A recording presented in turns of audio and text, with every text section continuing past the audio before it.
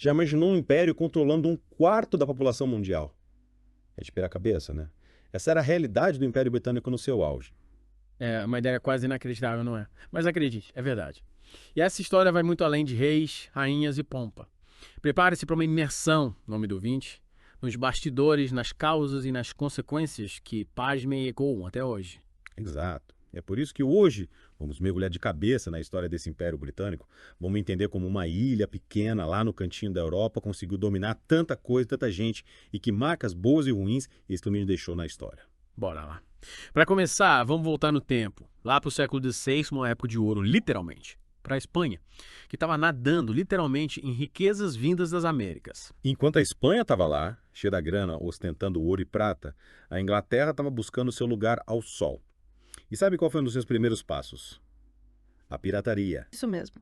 A Inglaterra, olhando o sucesso espanhol, pensou: se a gente não pode vencê-los, vamos nos juntar a eles. Ou pelo menos roubar deles. E foi aí que a coroa inglesa começou a emitir as famosas patentes de corso. Patentes de corso. Parece nome de filme de pirata. E era basicamente isso. Licenças para piratas atacarem navios de países inimigos, principalmente os espanhóis, claro. Oficialmente, era uma forma de enfraquecer a Espanha e proteger o comércio inglês, mas na prática era pirataria legalizada. Uma bela jogada. E esses corsários, como eram vistos na época, heróis ou bandidos? A linha era tênue, viu? Um exemplo perfeito disso é Sir Francis Drake, um corsário que saqueou navios espanhóis carregados de tesouros e voltou para casa como um herói. Foi até condecorado pela rainha Elizabeth III. Imagina a ironia. Um pirata aclamado pela realeza. Que figura. Uma prova de que a história, às vezes, é cheia de nuances. Mas além dessa pirataria oficial, como o comércio impulsionou o Império Britânico. As companhias privilegiadas foram peças-chave nesse processo. Eram empresas privadas, que recebiam da coroa o monopólio do comércio em certas regiões, tinham um poder. Um poder. Incrível. Quase um Estado dentro do Estado. Falar mais sobre essas companhias. Que tipo de poderes elas tinham?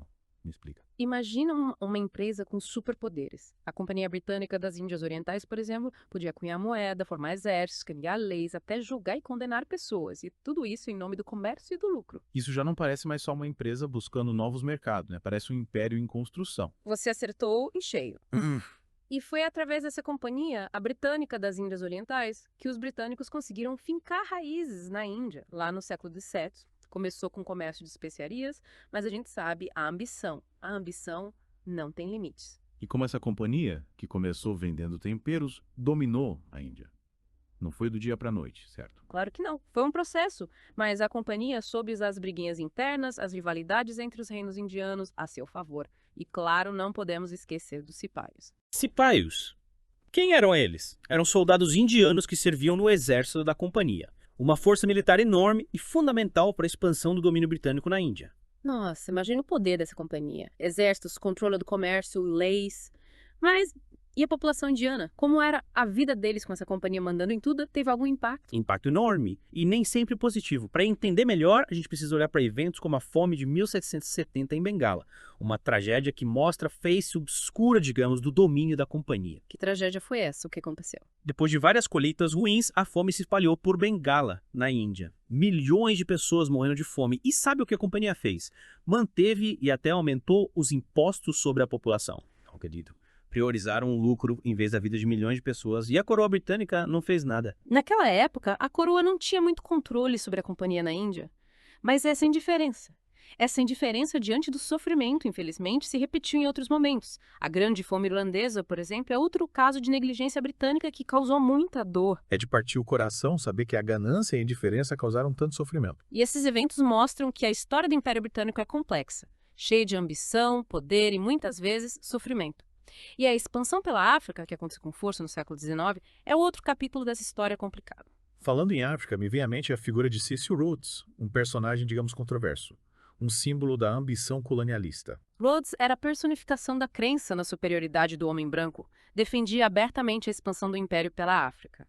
Ele tinha um sonho audacioso, de construir uma ferrovia ligando Cairo, no Egito, ao Cabo, na África do Sul. Uma ferrovia cortando a África de norte a sul. Que ambição! Mas e aí? Que impacto esse projeto movido por essa ambição toda teve na África? Apesar de ter sido impulsionado por ideias racistas, o projeto de Rhodes acabou moldando as rotas comerciais e a infraestrutura de transporte da África até hoje. É um exemplo de como as ambições coloniais, mesmo as mais polêmicas, deixaram marcas profundas no continente. É incrível como os ecos do passado colonial reverberam até hoje. Mas essa expansão pela África, com certeza teve resistência, não foi fácil assim, né? Claro que não. A resistência foi forte em várias partes da África. As Guerras dos Boeres, por exemplo, foram um conflito brutal que mostrou a violência do colonialismo britânico. Guerras dos Boeres. Quem eram os Boeres?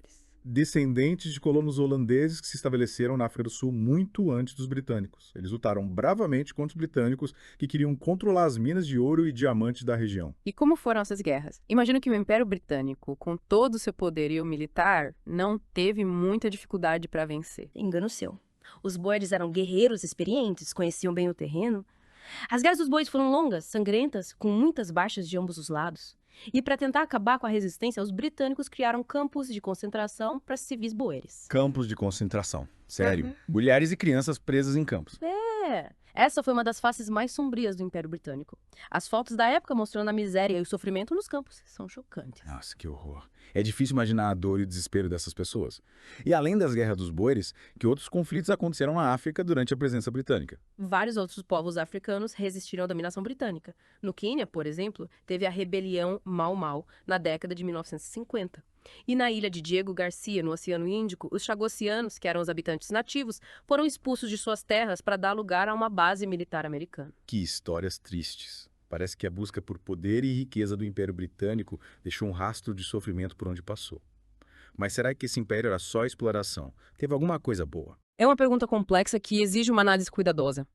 Não dá para negar que o Império Britânico cometeu atrocidades e explorou muita gente, mas também preciso reconhecer que deixou um legado complexo com coisas boas e ruins. E quais seriam esses aspectos positivos? A difusão da língua inglesa, que hoje é um idioma global, e a disseminação de algumas instituições políticas, como o parlamentarismo. Claro que nem sempre essas influências foram positivas, porque muitas vezes foram impostas de forma autoritária sem respeitar as culturas locais. A história do Império Britânico não é uma coisa só, né? Um mosaico com várias perspectivas, avanços, retrocessos. E para continuarmos desvendando essa história, vamos agora voltar nosso olhar para a Índia. Sim, a Índia, a joia da coroa do Império Britânico. A história da Índia é fundamental para a gente entender a complexidade do domínio britânico.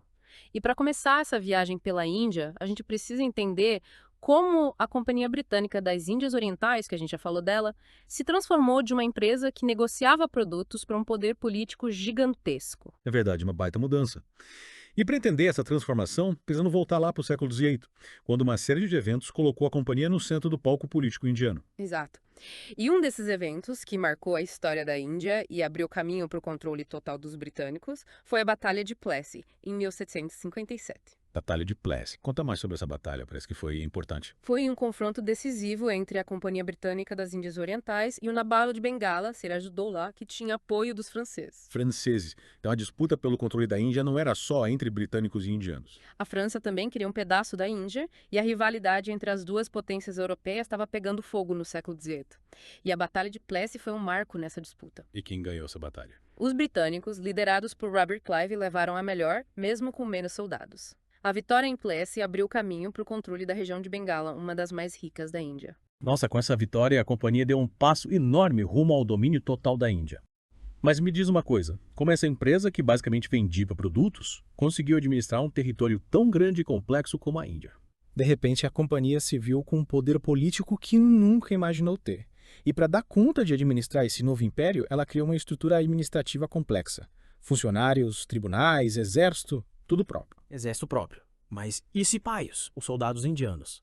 Eles não faziam parte do exército. Os cipaios continuaram sendo a base do exército da companhia, mas a administração britânica também criou regimentos europeus só para garantir o controle. E com o tempo, a companhia foi ficando cada vez mais poderosa, metendo bedelho, digamos assim, na política e na vida da Índia. E a população indiana? Como reagiu a essa interferência cada vez maior da companhia?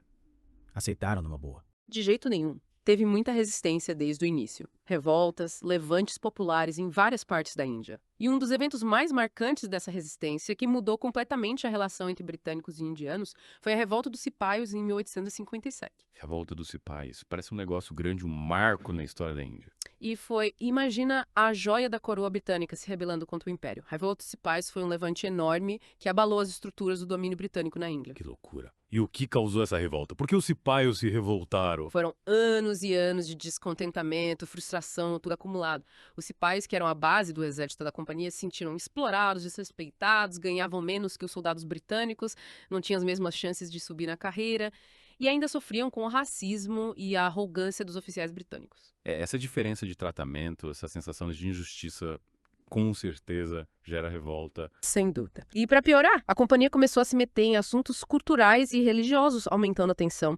Um dos estopins da revolta foi a introdução de novos cartuchos de rifle. O boato era que eles eram untados com gordura animal. Gordura animal. E por que isso causaria revolta? Para você ter uma ideia, para os soldados hindus, a vaca é um animal sagrado. E para os muçulmanos, o porco é impuro. Então, obrigar eles a morderem cartuchos com gordura animal era um absurdo, uma ofensa total às suas crenças. Ou seja, a companhia, sem querer, misturou religião com exército. E isso acabou sendo a gota d'água para a revolta começar. Exatamente. Os cipaias se recusaram a usar os novos cartuchos e a revolta se espalhou rapidinho pelo norte da Índia. E como a companhia reagiu? Deu para controlar a situação. No começo, a companhia foi pega de surpresa, desorganizada, mas logo eles mobilizaram todas as suas forças para acabar com a revolta. Só que a revolta dos cipaias foi um conflito muito sangrento, com massacres e atrocidades dos dois lados. Nossa, imagina o horror. E qual foi o resultado dessa revolta que abalou o Império Britânico? Depois de meses de luta, os britânicos conseguiram sufocar a revolta. Mas a repressão foi brutal, com milhares de indianos mortos, executados ou presos. A revolta dos cipaias marcou um ponto de ruptura na história do Império Britânico na Índia. Um ponto de ruptura? Como assim? A brutalidade da repressão chocou a opinião pública na Inglaterra, e o parlamento decidiu intervir. A Companhia Britânica das Índias Orientais, que já vinha sendo criticada pela forma como administrava a Índia, foi dissolvida. Então a revolta dos cipaios, apesar de ter sido derrotada, acabou com a Companhia Britânica das Índias Orientais. Exatamente. Em 1858, a Índia passou a ser controlada diretamente pela coroa britânica, um novo capítulo na história do Império. É incrível como um evento, a revolta dos cipaios, mudou completamente a estrutura do Império Britânico. Mas e a população indiana? O que aconteceu com eles? A vida da população indiana, que já era difícil, continuou sofrendo com a opressão colonial agora sob o comando direto da coroa. Mas a revolta dos cipaios deixou uma marca importante. Despertou o nacionalismo indiano e plantou as sementes da luta pela independência. Uma luta que ia se concretizar quase um século depois. As consequências de um evento histórico podem durar séculos, mas para entender melhor o impacto da revolta dos cipaios e essa mudança de controle, precisamos analisar as mudanças na administração da Índia. E para a gente mergulhar nesse novo capítulo da história da Índia sob o domínio britânico, a gente precisa conhecer as figuras-chave dessa nova era. Uma figura importante que teve um papel crucial na consolidação do domínio britânico foi Lord Curzon, o vice-rei da Índia entre 1899 e 1905. Lord Curzon, quem foi esse cara? Qual a importância dele? Lord Curzon era um administrador colonial, conhecido por sua visão imperialista e pelas suas políticas que buscavam fortalecer o controle britânico sobre a Índia. Ele era tipo um fã do Império. Total. Curzon acreditava na missão civilizadora do Império Britânico e via a Índia como a joia da coroa. Ele implementou várias reformas na administração, na política, na educação, tudo para consolidar o domínio britânico e modernizar a Índia. Claro, do jeito que os ocidentais achavam que era o certo. Modernizar a Índia. Interessante. Que tipo de modernização ele queria? Curzon investiu em infraestrutura, construiu ferrovias, canais de irrigação, obras públicas. Ele também reformou o sistema educacional, introduzindo currículos ocidentais nas universidades indianas. Parece que ele queria transformar a Índia numa mini Inglaterra. Em alguns aspectos, sim. Curzon achava a cultura ocidental superior, acreditava que a Índia precisava ser civilizada pelos britânicos. Mas, ao mesmo tempo, ele reconhecia a riqueza da cultura indiana. Se esforçou para preservar monumentos históricos, proteger a arte tradicional. Então ele era um cara complexo com ideias contraditórias. Por um lado, o imperialista convicto, defensor da supremacia britânica. Por outro, o admirador da cultura indiana. Exatamente. Lord Curzon era um personagem controverso, com qualidades e defeitos. As políticas dele tiveram um impacto enorme na Índia, tanto positivo quanto negativo. Ele ajudou a modernizar o país em alguns aspectos, mas também reforçou o controle britânico e alimentou o sentimento nacionalista indiano. Uma figura fascinante, sem dúvida. E, saindo um pouco do Lord Curzon, como era a vida da população indiana no dia a dia, sob o domínio britânico no final do século XIX e começo do século XX. Para a maioria da população indiana, a vida sob o domínio britânico era difícil. Pobreza, exploração, falta de oportunidades. Os britânicos controlavam a economia, exploravam os recursos naturais, criavam leis que só beneficiavam eles mesmos. E a cultura indiana, como os britânicos viam e tratavam a cultura deles. Eles viam como uma mistura de fascínio e desprezo.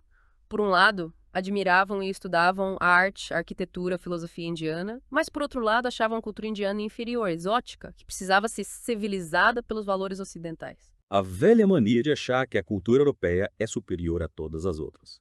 Mas, e os indianos? Engoliram essa história de inferioridade. De jeito nenhum. A resistência à dominação britânica se manifestou de várias formas. Revoltas populares, movimentos religiosos, boicote aos produtos britânicos e, principalmente, o surgimento de um sentimento nacionalista forte. E esse sentimento nacionalista foi crescendo, ganhando força e se tornou a principal força de oposição ao domínio britânico, certo? Exatamente. A partir do final do século XIX, o movimento nacionalista indiano se organizou, liderado por figuras como Mahatma Gandhi, e a luta pela independência se intensificou depois da Primeira Guerra Mundial. A guerra enfraqueceu o Império Britânico e inspirou movimentos de libertação em todo o mundo. A Primeira Guerra Mundial mudou tudo, né? Não só na Índia, mas em várias outras colônias. Mas essa já é uma história para outro mergulho. Hoje a gente explorou as origens do Império Britânico, desde a pirataria legalizada até a relação complicada com a Índia, marcada por ambição, exploração e muita resistência. E para a gente continuar nossa jornada, no próximo episódio vamos nos aprofundar na história da Índia, entendendo como o movimento nacionalista indiano se fortaleceu e como a Índia finalmente conquistou sua independência, lá em 1947. E você, nome do ouvinte, o que achou dessa primeira parte do nosso mergulho no Império Britânico? Que impressões você teve? Quais as suas reflexões sobre essa história tão fascinante e controversa? Fique com a gente, que a viagem pelo Império Britânico continua. No último episódio, a gente conversou sobre a ascensão da Companhia Britânica das Índias Orientais, né? E como ela virou, um poder dominante na Índia. Lembra também da revolta dos Cipais em 1857? Um momento super brutal e marcante que mudou tudo. A partir dali, o controle da Índia passou diretamente para a coroa britânica. A revolta dos Cipaios realmente mostrou as fragilidades, as contradições do domínio britânico na Índia. E agora, com a coroa no comando, que rumos a Índia tomou? O que aconteceu? Bom, depois da revolta dos Cipaios, a rainha Vitória, sabe? Ela assumiu o título de imperatriz da Índia. E aí um vice-rei foi nomeado para governar o país em nome dela. A administração britânica passou por várias reformas, com o objetivo de centralizar o poder, deixar tudo na mão deles, e fortalecer o controle sobre a Índia. Imagino que essas reformas mudaram a vida da população indiana de várias maneiras, né? Mas antes de a gente se aprofundar nessas mudanças, queria voltar a um ponto que você mencionou no episódio anterior. A Grande Fome Irlandesa. Ah, sim. A Grande Fome Irlandesa entre 1845 e 1849. Uma tragédia terrível, com milhões de irlandeses morrendo de fome ou tendo que emigrar para sobreviver. E como a gente já comentou, esse evento mostra a indiferença do governo britânico, né? Eles não estavam nem aí para o sofrimento humano, mesmo dentro do próprio território. É chocante como a fome se espalhou pela Irlanda e como a resposta do governo britânico foi lenta, burocrática e ineficaz. Quais foram as causas dessa fome tão devastadora? A principal causa foi a doença da batata. A batata, para você ter uma ideia, era a base da alimentação da população irlandesa, principalmente dos camponeses mais pobres. E aí, com essa dependência de um único alimento, a população ficou muito vulnerável a essa crise agrícola. E o que o governo britânico fez para ajudar a população irlandesa? Qual foi a atitude deles? A resposta foi lenta, burocrática, muitas vezes ineficaz. As medidas de auxílio foram poucas e, em alguns casos, até pioraram a situação. Mas por que o governo britânico agiu com tanta indiferença? É difícil entender essa falta de compaixão, né? As razões são complexas, Gil. Tinha uma crença entre alguns membros do governo britânico de que a fome era culpa dos próprios irlandeses, que eles deveriam se virar sozinhos. Que absurdo. Culpar as vítimas pela tragédia que eles estavam vivendo. Pois é. E ainda tinha um preconceito anticatólico, porque a maioria dos irlandeses era católica, e uma visão preconceituosa de que os irlandeses eram preguiçosos e incapazes de se ajudarem. Nossa. É revoltante como o preconceito e a discriminação podem cegar as pessoas por sofrimento dos outros. É um lembrete importante, né? A história está cheia de exemplos de injustiça e desigualdade. E a luta por justiça social é uma coisa constante, que exige atenção e empatia da gente. Verdade. E essa conexão entre a Grande Fome Irlandesa e a Fome de Bengala, que a gente mencionou, é assustadora. Em ambos os casos, a gente vê a indiferença do governo britânico. É verdade. Esses casos nos fazem questionar, né? Quais eram as motivações do Império Britânico? A moral deles. Será que o lucro e o poder estavam sempre acima da vida humana? É uma pergunta complexa, como vocês pensar. Mas voltando para a Índia, como a administração britânica se organizou depois da revolta dos cipaios, como eles lidaram com a situação. A partir de 1878, com o fim da Companhia Britânica das Índias Orientais, a Índia passou a ser governada diretamente pela coroa britânica, com o vice-rei representando a rainha. E, na prática, como esse novo sistema funcionava, como era a administração. O vice-rei era manda-chuva, representante da rainha na Índia, e tinha muito poder. Ele tinha um conselho executivo, formado por oficiais britânicos, e um conselho legislativo, que incluía alguns indianos, mas com pouco poder de decisão. Então, mesmo com a presença de indianos no conselho, o poder continuava na mão dos britânicos.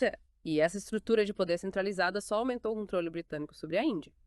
A administração britânica implementou várias políticas para modernizar a Índia, mas sempre com o objetivo de fortalecer o império, né? E garantir os interesses econômicos deles. E que tipo de políticas eles implementaram?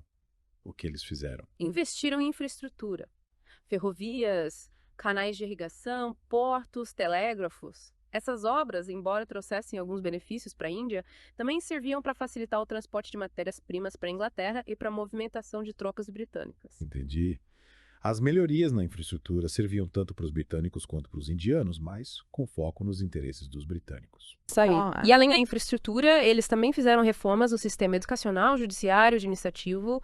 Essas reformas, em teoria, visavam modernizar a Índia, torná-la mais eficiente, mas na prática elas impunham valores e padrões ocidentais, muitas vezes ignorando a cultura indiana. E essa imposição dos valores ocidentais com certeza gerou resistência, né? Os indianos não aceitaram isso passivamente. Claro que não. A elite indiana, que teve acesso à educação ocidental, começou a questionar a dominação britânica e a defender a autonomia da Índia. E essa elite intelectual foi fundamental para o surgimento do movimento nacionalista indiano. O movimento nacionalista indiano foi crescendo ao longo do século XX e se tornou a principal força de oposição ao domínio britânico, né? Mas como esse movimento se organizou? Quem eram os líderes? Conta pra gente. O movimento nacionalista indiano era um movimento plural, com várias correntes ideológicas e estratégias de luta. Tinha grupos que defendiam a independência total da Índia e outros que buscavam maior autonomia dentro do Império Britânico. E quais eram os métodos de luta que eles usavam? Como eles se manifestavam? Eles usavam vários métodos. Protestos pacíficos, desobediência civil, boicote aos produtos britânicos, greves e, em alguns casos, até luta armada. Dependia do grupo e da situação. E quem eram os principais líderes? Os nomes por trás do movimento. Várias figuras importantes lideraram o movimento. No começo do século XX, tinha o Bal Gangadhar Tilak e o Gopal Krishna Gokhale, que defendiam o nacionalismo hindu e a autonomia da Índia. E o Mahatma Gandhi, aquele que virou um símbolo da luta pela independência, quando ele entra nessa história. Mahatma Gandhi, com a filosofia dele de resistência pacífica, se tornou a figura principal do movimento a partir da década de 1920. Gandhi foi fundamental para unir o povo indiano em torno da luta pela independência, né? Mas antes da gente falar mais sobre ele, queria voltar um pouco no tempo e entender o impacto da Primeira Guerra Mundial na Índia. A Primeira Guerra, que começou em 1914, mudou tudo, né? Teve um impacto enorme na Índia, no Império Britânico como um todo. A Grã-Bretanha, envolvida na guerra, usou recursos e soldados das suas colônias, inclusive da Índia. Imagino que a participação da Índia na guerra gerou uma expectativa de maior autonomia, né? Depois de tudo que eles fizeram. Com certeza. Mais de 1 milhão de soldados indianos lutaram ao lado dos britânicos, acreditando que depois da guerra a Índia ia ter mais autonomia. E o governo britânico reconheceu essa contribuição, atendeu essas expectativas, deu mais autonomia para a Índia. Mais ou menos. Em 1919, eles aprovaram a Lei de Governo da Índia, que trouxe algumas reformas políticas, mas não o que os indianos esperavam. A lei aumentou a participação dos indianos nos conselhos legislativos, mas o poder de verdade continuava na mão dos britânicos. Então fizeram um agrado, mas sem abrir mão do controle. E os nacionalistas indianos, como reagiram a essa lei? Gostaram. A lei de 1919 foi vista como insuficiente pelos nacionalistas, que intensificaram a luta por mais autonomia e alguns grupos pela independência total. E é nesse contexto de insatisfação que o Gandhi aparece como líder do movimento, certo? Mas como ele conseguiu mobilizar tanta gente e desafiar o Império Britânico?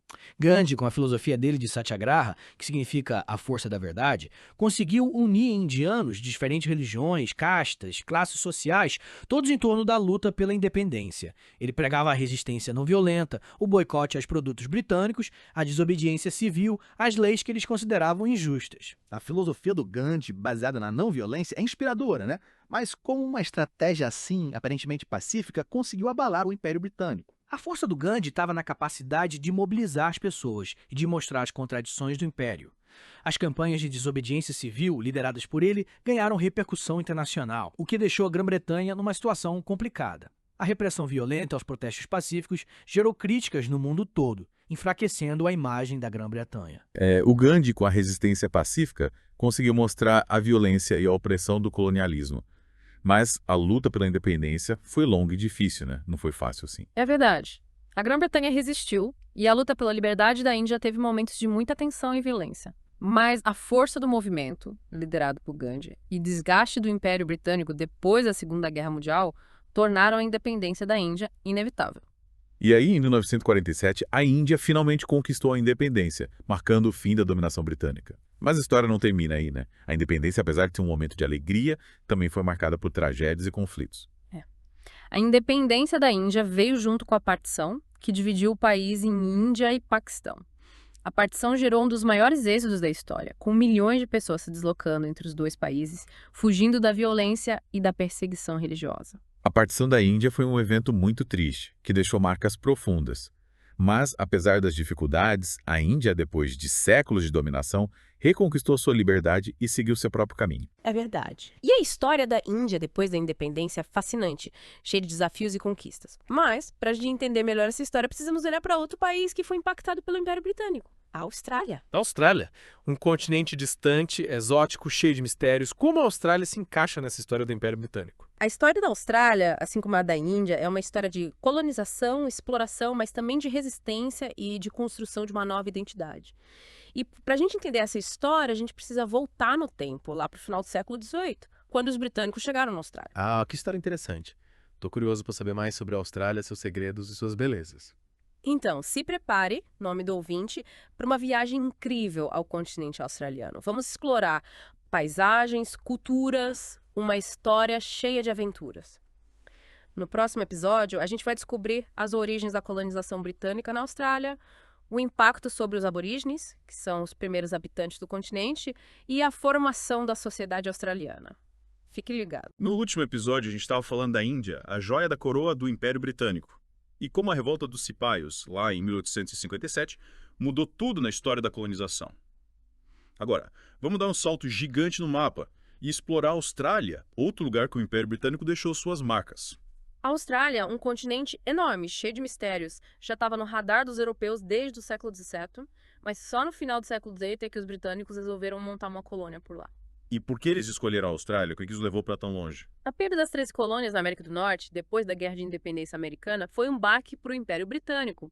Aí eles começaram a procurar novos territórios para explorar e colonizar, sabe? Além disso, a Grã-Bretanha estava com um probleminha, as prisões lotadas. Ah, entendi. Então a Austrália virou tipo um depósito de presos britânicos, uma colônia penal gigante. É isso aí. A primeira frota britânica, com 11 navios e mais ou menos 1.000 condenados, chegou na Baía de Botany, na costa leste da Austrália, em 1778. Esse foi o pontapé inicial da colonização britânica na Austrália. Nossa, imagina a viagem. Deve ter sido horrível atravessar o oceano em navios precários, indo para um lugar completamente desconhecido. As condições dos navios prisões eram terríveis mesmo. Doenças, fome, maus tratos, superlotação. Muita gente morreu no caminho. E os que conseguiram chegar na Austrália ainda tinham que enfrentar um ambiente hostil, cheio de perigos. E como era a vida para esses primeiros colonos na Austrália? Difícil, né? Era dureza. Trabalho forçado, disciplina rígida, condições de vida precárias, sem falar na falta de comida, nas doenças e nos conflitos com os aborígenes que já viviam na Austrália. Falando nos aborígenes, como foi um encontro entre eles e os britânicos? Deve ter dado muito choque cultural, muita confusão. Foi um encontro marcado por violência, desconfiança, incompreensão. Os aborígenes que já estavam na Austrália há milhares de anos foram expulsos de suas terras, tiveram sua cultura desrespeitada e sofreram massacres. É triste ver como a história da colonização é sempre marcada por violência e exploração dos povos nativos. E a colonização da Austrália, como ela evoluiu com o tempo, será que a Austrália deixou de ser só uma colônia penal? Com o tempo, a colônia foi mudando, se desenvolvendo, atraindo novos imigrantes britânicos em busca de oportunidades.